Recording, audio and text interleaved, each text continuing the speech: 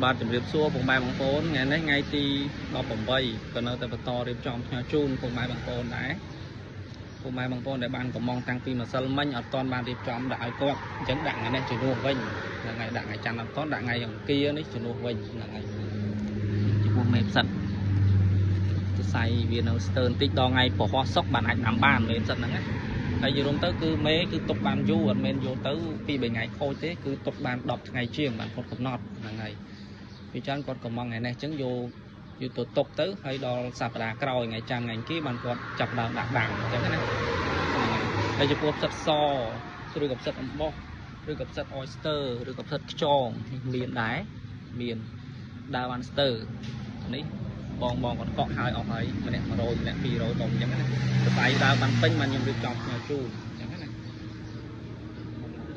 សរសៃដើរពេញដូចនេះអញ្ចឹងនេះអានេះសរសៃដើរពេញ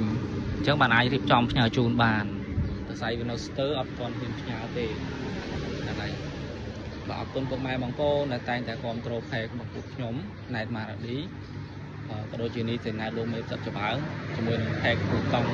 ជាមួយគ្នាទេហ្នឹងហើយអរគុណច្រើនពុកម៉ែបងប្អូនដែលតែងតែគ្រប់គ្រង